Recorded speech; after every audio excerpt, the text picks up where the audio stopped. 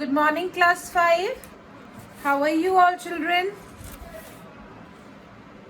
Children, did you see your result? You have to work harder. And children, what you have to do, you have to complete your work on time now every time, because you have to submit your notebooks every Friday and Saturday, and I will check them and you can take it back on Monday.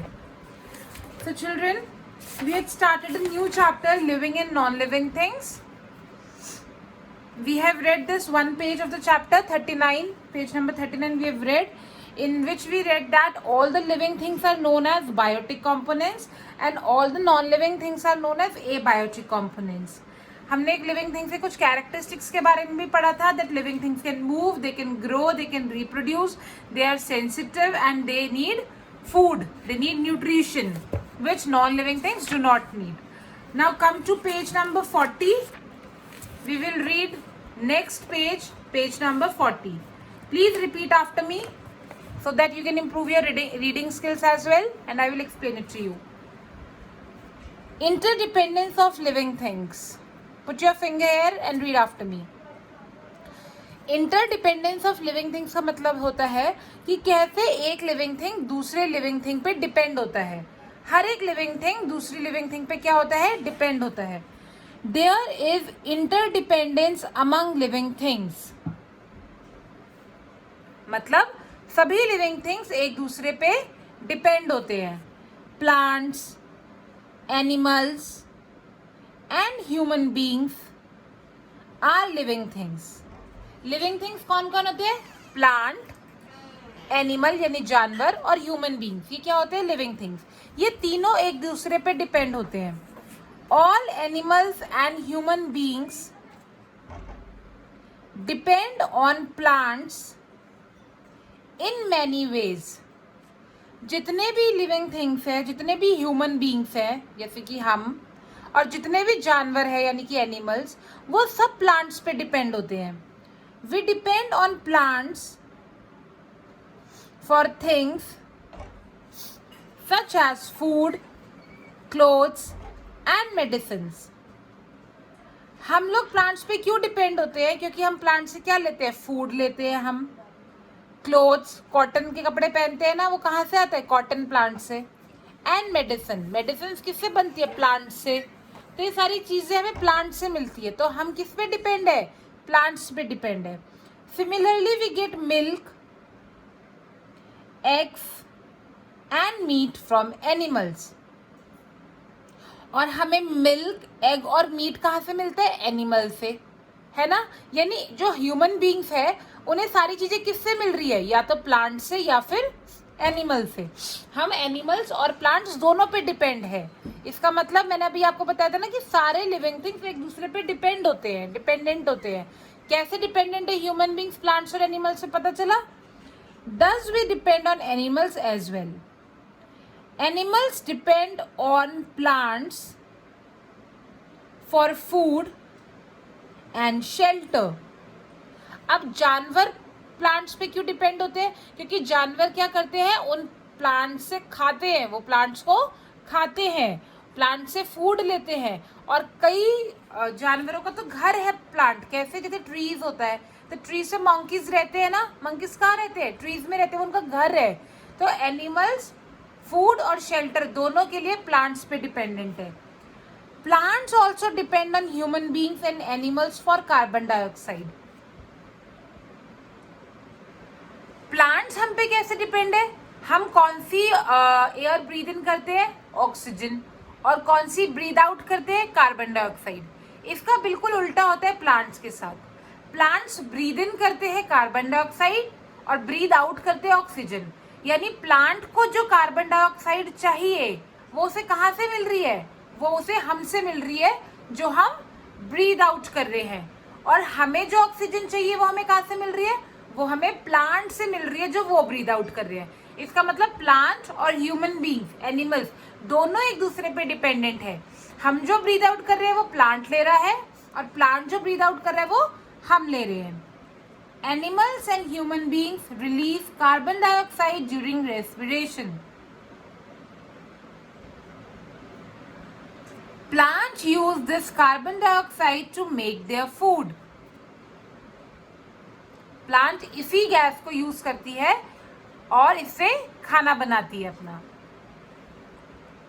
Now, come to the next paragraph. Living things can be grouped as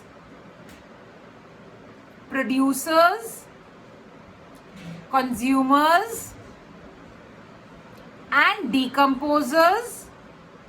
Producers. Now children, we will read about producers first. जो living things है या तो वो producer होगा या consumer होगा या decomposer होगा. तीनों में क्या difference होता है वो हम पढ़ेंगे. सबसे पहले हम पढ़ेंगे producer के बारे में. Producer कौन होता है children? जो अपना खाना खुद बना सकता है वो producer होता है. दुनिया में सिर्फ और सिर्फ प्लांट अपना खाना खुद बना सकते हैं. कोई भी एनिमल और कोई भी ह्यूमन बीइंग अपना खाना खुद नहीं बना सकता. आप बोलोगे हम तो, मेरी मम्मी तो घर में खाना खुद बनाती है, लेकिन वो खाना बनाती नहीं है, वो खाना पकाती है ना. खाना बनाता कौन है? प्लांट बनाता है खाना. ठीक है, सिर्फ प्लांट ही अपना खाना खुद बना सकता है with the help of air, water and sunlight. किसकी मदद से? एयर, वाटर और सनलाइट की मदद से प्लांट अपना खाना खुद बनाता है. ये जो प्रोसेस है जिससे ग्रीन प्लांट्स अपना खाना खुद बना पाते हैं in the presence of air, water and sunlight, इस प्रोसेस को हम बोलते हैं फोटोसिंथेसिस. और इसलिए प्लांट्स को क्या कहा जाता है? प्रोड्यूसर्स. क्योंकि प्रोड्यूसर्स वही होते हैं जो अपना खाना खुद बना सकते हैं. इसी रीजन से हम प्लांट्स को क्या बोलते हैं? प्रोड्यूसर्स. और प्रोड्यूसर को और किस नाम से कहा जाता है? ऑटोट्रॉफ्स. किस नाम से कहा जाता है? Autotrophs. Very good. So we will read this paragraph now. All green plants are able to prepare food. The green leaves prepare food for the plant.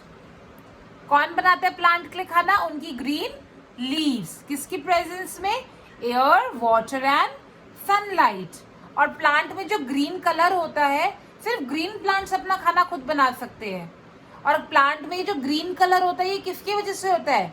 ये होता है क्लोरोफिल की वजह से. किसकी वजह से होता है? The green colour is present in the plants due to the presence of chlorophyll. Chlorophyll ही प्लांट्स को उनका ग्रीन कलर देता है.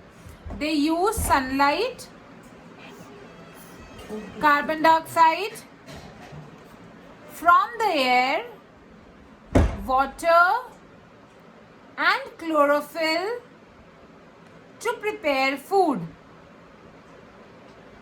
This process is called photosynthesis. Say it. This process is called photosynthesis. During this process,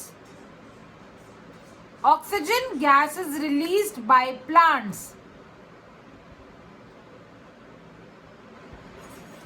This oxygen is available to us for breathing. Since plants can make their food themselves, they are called producers. They are also called autotrophs.